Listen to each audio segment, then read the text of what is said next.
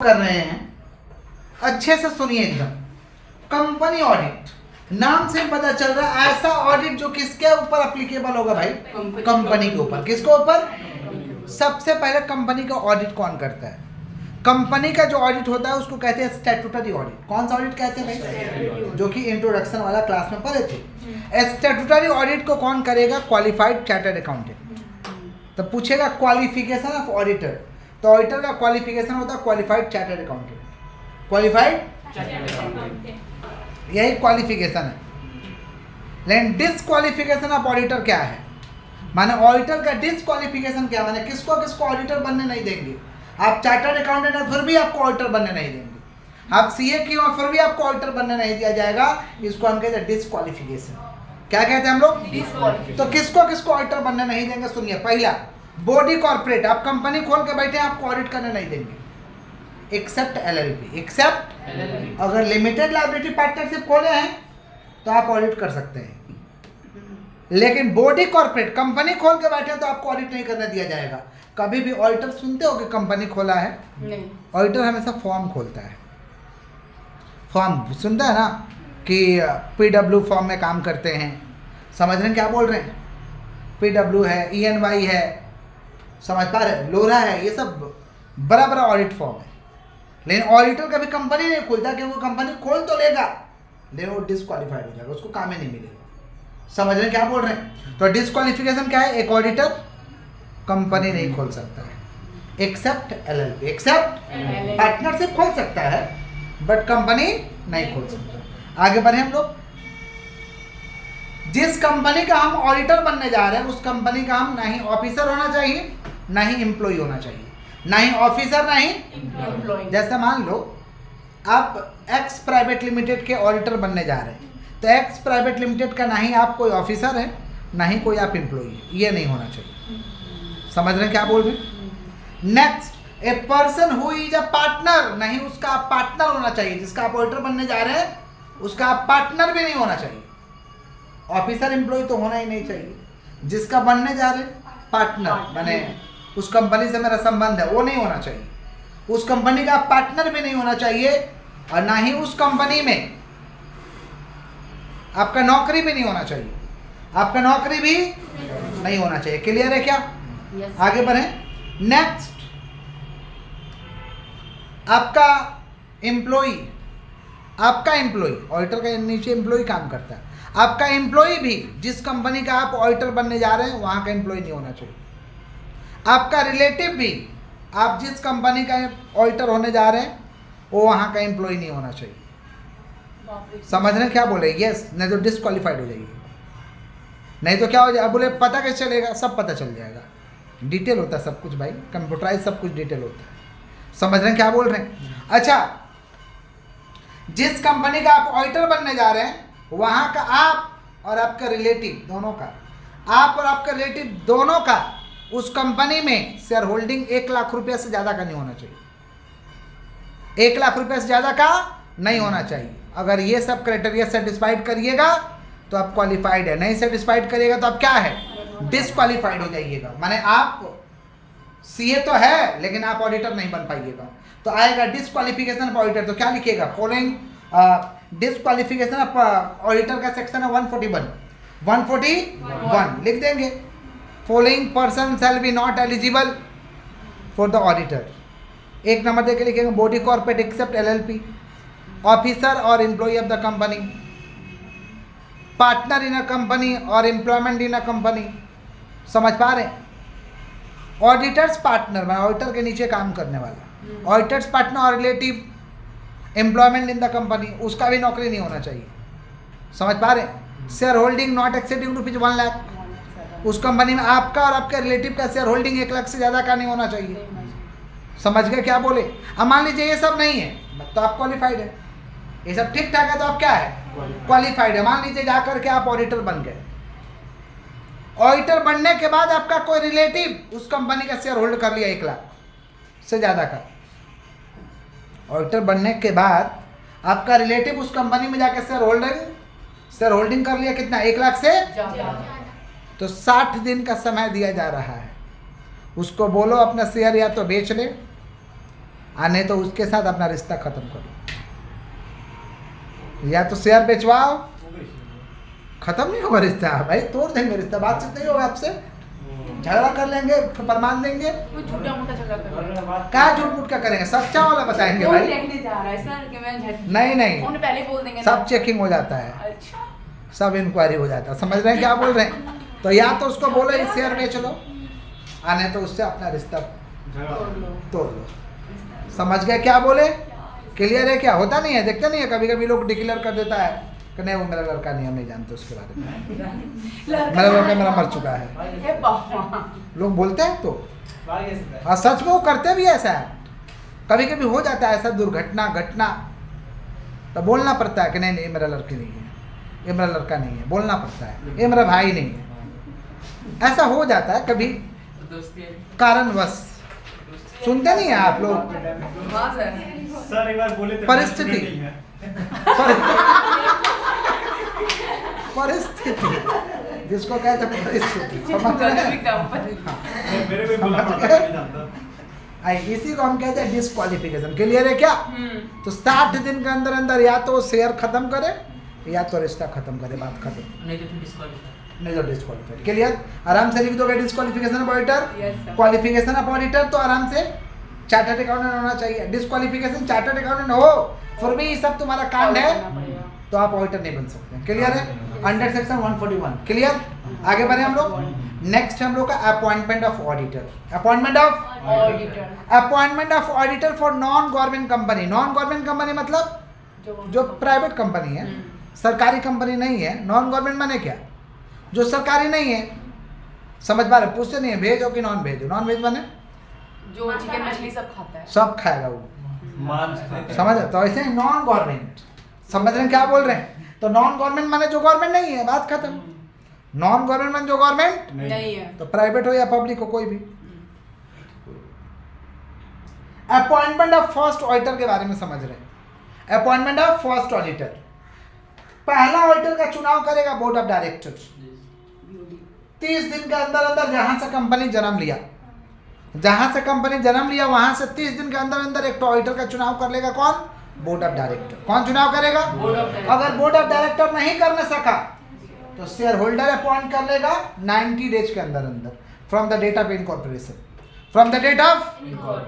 अगर shareholder भी नहीं अपॉइंट करने सका तो सेंट्रल गवर्नमेंट को जब मन करेगा तब ऑडिटर एक तो चुनाव कर देगा। सीजी में तो central government, yes, central government को जब मन करेगा ओन मोशन एक ऑडिटर आपके यहाँ भेज देगा।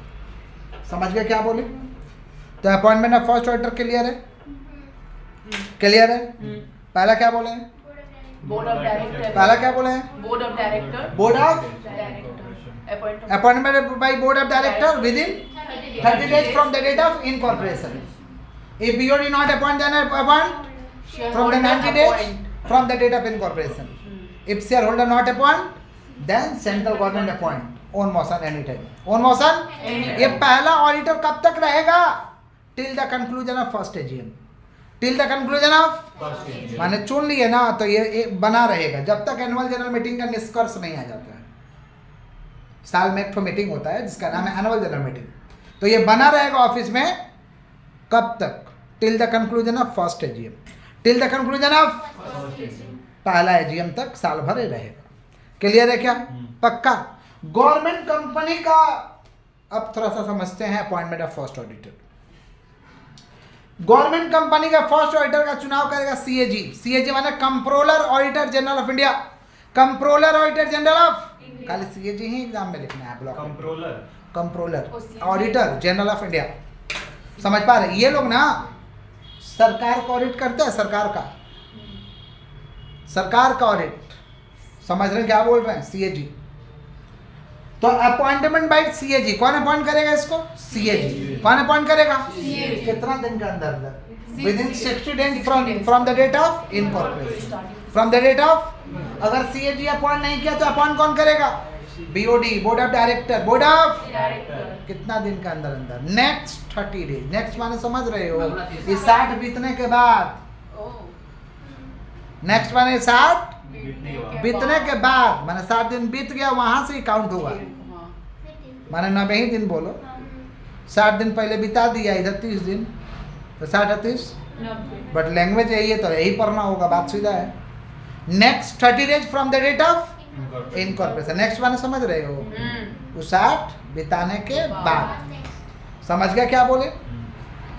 बोर्ड ऑफ डायरेक्टर भी अपॉइंट नहीं किया तो शेयर होल्डर अपॉइंट करेगा विद इन नेक्स्ट 60 डेज। माने 60 120 60 पहले का 60 इधर का 60 नेक्स्ट माने समझ रहे हो, ये बीतने के बाद, ये बीतने के क्लियर है। ये लोग भी बना रहेगा ऑफिस में till the conclusion of first AGM, till the conclusion of, clear है? बोलिए, लिख दीजिएगा ना, पूछेगा state the provision of appointment of first auditor for non government company, लिख दीजिएगा, गवर्नमेंट कंपनी लिख दीजिएगा। कब तक ऑफिस में बना रहेगा? Till the conclusion of first AGM, till the conclusion of, लिख दोगे ना पक्का? आगे बढ़े, बोलिएगा तब तो, बोलिए, बोल ही नहीं रहे हैं, बढ़े। बढ़िया।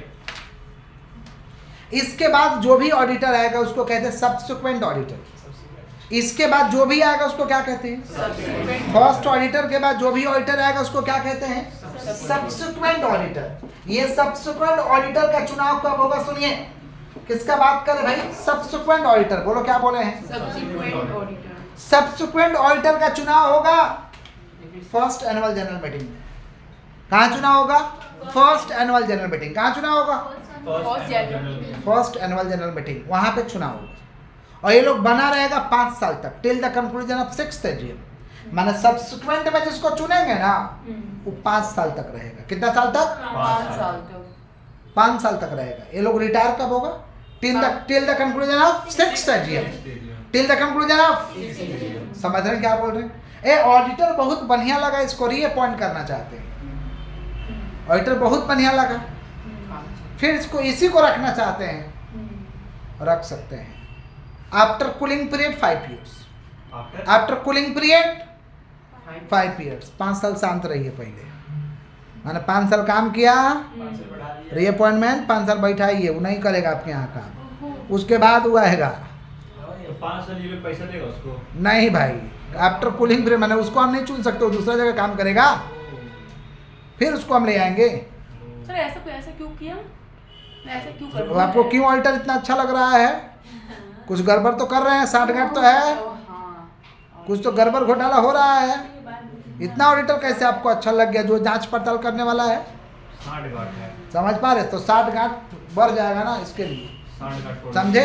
अगर फर्म से ऑडिट करवाते हैं, फर्म जैसे PW, ऐसे लोगों से ऑडिट करवाना चाहते हैं लेकिन इसी को रीअपॉइंटमेंट करना चाहते हैं, तो इन लोगों के लिए कूलिंग पीरियड 2 years, रीअपॉइंटमेंट हो जाएगा लेकिन 2 साल बाद। 2 साल शांत रहिए, किसी और से करवाइए, फिर रीअपॉइंट कर लीजिए। क्लियर है क्या? Yes, किसका बात कर रहे हैं? Subsequent auditor. किसका बात कर रहे हैं? सब्सिक्वेंट। तो subsequent auditor appoint, subsequent auditor appointed in first AGM. कौन सा एजीएम?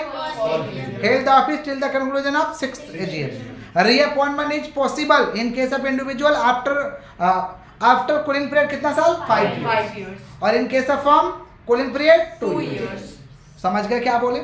अच्छा, ऑडिटर को जो चुनाव किए हो ना, उस ऑडिटर का लिखवा लो कि वो कहीं डिस्क्वालीफाइड तो नहीं है। तुम लिख के दो, ऑडिटर अपना डिक्लेरेशन लिख के देगा और उसको एडीटी 1 फॉर्म में, एक फॉर्म होगा एडीटी 1 में, जहां कंपनी जन्म लिया वहां पे जमा करो कि हम इस ऑडिटर को चुनाव किए, डिस्क्वालीफाइड नहीं है। डिस्क्वालीफाइड कौन सा फॉर्म भरवाएंगे भाई? एडीटी 1। कौन सा फॉर्म भरवाएंगे? एडीटी 1। समझ रहे हैं क्या बोल रहे हैं? एडीटी 1 नाम है, एडीटी 1, एडीटी 1। क्लियर? ये किसका बात किए भाई? Subsequent auditor for non government company, subsequent auditor for non government company, subsequent auditor for government company. Government company का ऑडिटर भी चुनाव होगा फर्स्ट एनुअल जनरल मीटिंग में। फर्स्ट एनुअल मीटिंग उसका चुनाव किया जाएगा। समझ पा रहे हैं? वो हेल्थ ऑफिस, वो ऑफिस में रहेगा 180 दिन, बेसी दिन नहीं, 180 दिन माने 6 महीने वो काम करेगा। समझ पा रहे हैं क्या बोल रहे हैं? माने प्रत्येक एनुअल जनरल मीटिंग जहां हुआ वहां से 180 दिन के अंदर अंदर एक ऑडिटर का चुनाव कर लेना है। फर्स्ट एनुअल जनरल मीटिंग माने प्रत्येक साल जो फाइनेंशियल ईयर होगा उसके पहले 180 दिन के अंदर अंदर एक ऑडिटर चुनाव कर लो, और जहां से फाइनेंशियल ईयर चालू हो जाएगा वहाँ से 180 दिन तक वो ऑफिस में रहेगा। किसका बात करें? सब्सिक्वेंट ऑडिटर फॉर कौन सा कंपनी? Government company. माने प्रत्येक साल फाइनेंशियल ईयर चालू होने से पहले 180 दिन के अंदर अंदर ये ऑडिटर चुनाव कर लो, और जैसे ही फाइनेंशियल ईयर चालू होगा ऑफिस में वो 180 दिन तक बना रहेगा, फिर चुन लेंगे। यही तो प्रक्रिया, 180 दिन 180 दिन, 1 साल में तो ये गया। एक साल में 2 ऑडिटर। प्रत्येक साल एक तो चुन के रखना है, जैसे ही फाइनेंशियल ईयर स्टार्ट होगा वो काम करेगा। काम कर रहा था लेकिन नया चुन के रखे हैं, तो 6 महीने ना काम किया। 180 दिन के अंदर एगो चुनना है, इधर में 180 दिन तक ऑफिस में बना रहेगा। तो जैसे वो गया वो नया तो आ गया। नहीं समझे? तुम 6 महीना काम के तले वो चुन के रखे हैं, तुम रिटायर हो के तले वो आ गया। 6 महीना बाद रिटायर। हाँ, तो उसके बाद तो एक तो आ ही जाएगा, चुन के तो रखे हैं। ऑडिटर 2 हाँ, समझ रहे हैं? किसका बात करें? Subsequent auditor. किसका बात कर रहे हैं? तो जहाँ से फाइनेंशियल ईयर चालू हुआ वहाँ से 180 दिन तक वो ऑफिस में रहेगा, और चालू होने से पहले 180 दिन के अंदर अंदर एक ऑडिटर का चुनाव कर लेना। क्लियर है? आगे बढ़े, बोलिएगा तब तो बढ़ेंगे। Casual vacancy. कैजुअल वैकेंसी माने मेरा ऑडिटर मेरे को समय से पहले छोड़कर चला गया, ऐसा भी होता है। समय से पहले छोड़ के चला गया, या तो अपने मर्जी से गया या तो भगवान के मर्जी से गया। अपने मर्जी से गया तो रिटायरमेंट, डिस्क्वालीफाइड नहीं हुआ, रिजाइनेशन दे दिया। अब भगवान के मर्जी से गया, मैंने डेथ, मर गया। समझ गए? तो अब पोस्ट तो खाली है, पोस्ट तो खाली है, तो ऑडिटर का तो चुनाव करना होगा। समझ रहे? उसी को कहते हैं कैजुअल वैकेंसी। क्या कहते हैं हम लोग? Casual vacancy. In case of death, casual vacancy for non government company. समझ रहे? Casual vacancy for non government company. In case of death, अगर मर गया है तो auditor will be appointed by board of director with in 30 days. With in 30 days. अगर resign दिया है तो auditor will be appointed by share holder with in 90 days. 90 days नहीं, 3 मंथ। वही 90 डेज 3 मंथ, ठीक ही बोले हैं। विद इन कितना डेज भाई? 90 डेज। कितना दिन? मैंने डेथ किया है तो बोर्ड ऑफ डायरेक्टर चुनाव करेगा 30 दिन के अंदर अंदर, और रिजाइन करके गया है तो शेयर होल्डर। काहे रिजाइन कोई काहे करेगा भाई? उसको परेशानी हुआ होगा। परेशानी किया कौन होगा? कंपनी में हमेशा रहता कौन है? Board of director. कंपनी में हमेशा कौन रहता है? बोर्ड ऑफ डायरेक्टर भगाया होगा। जो भगाया उसी को दे दोगे कि तुम ही एम्प्लॉय को चुनो, तो अपना मन पसंदीदा ऑडिटर को लेके आएगा ना, तब कंपनी का 12 बज जाएगा कि नहीं? इसीलिए यहाँ बोला गया शेयर होल्डर चुनेगा, मालिक चुनेगा। समझ गया? रिजाइन करके, रिजाइन दिया क्या है? भगाया तुम बेटा, तुम भगाया, तुम ही को बोल देंगे चुन के लेके आओ, तो तुम क्या करेगा? कंपनी का वाट लगेगा कि नहीं? समझ रहे हैं? तो इसीलिए रिजाइनेशन का केस में कौन लेके आएगा? शेयर होल्डर, मालिक लेके आएगा। और डेथ की, अब डेथ में कौन, कोई किसी को डेथ के लिए तरपा सकता है क्या? वो भी बोर्ड ऑफ ऑडिटर को। तो अगर उसमें बीओडी। समझ गए क्या बोले? और casual vacancy for government company. All the casual vacancy fill up by CAG. Government company में सारे कैजुअल वैकेंसी कौन फिलअप करेगा? सीएजी। कौन फिलअप करेगा? CAG, controller auditor general of India. Controller auditor general of. आगे बढ़े हम लोग। Next, rights of auditor. Auditor का क्या राइट्स, अधिकार क्या है? Right to prepare audit report, right to sign, right to receive notice of annual general meeting, right to attend annual general meeting. Annual general meeting में जाएगा, annual general meeting का notice को receive करेगा। Right to prepare audit report, audit report को बनाएगा। Right to receive remuneration, काम करेगा तो पैसा लेगा। Right to receive remuneration, right to obtain information and explanation. आपसे इंफॉर्मेशन मांगेगा, एक्सप्लेनेशन मांगेगा। समझ पा रहे हैं? Right to check books of account, right to check books of account. समझ रहे हैं क्या बोले कि नहीं समझ पा रहे? Right to take legal and technical advices. Legal advices आपसे लेगा, टेक्निकल एडवाइजेज लेगा आपके काम के बारे में। राइट टू विजिट ब्रांचेज, दूसरा ब्रांच में जा सकता है वो चेक करने के लिए। राइट टू विजिट, सब अधिकार है। किसका अधिकार है? ऑडिटर का। किसका अधिकार? ऑडिटर। तो आएगा तो भर भर के लिख देंगे। Right to receive remuneration, right to receive notice of annual general meeting, right to attend annual general meeting, right to obtain information and explanation, right to check books of account, right to prepare audit report, right to sign. समझ रहे हैं? Right to visit branches, right to visit branches, right to take legal and technical advices, ये सब अधिकार है। किसका अधिकार है? ऑडिटर का। जितना लेक्चर के मार्क करते हैं, समझ रहे हैं? बुक खोलो।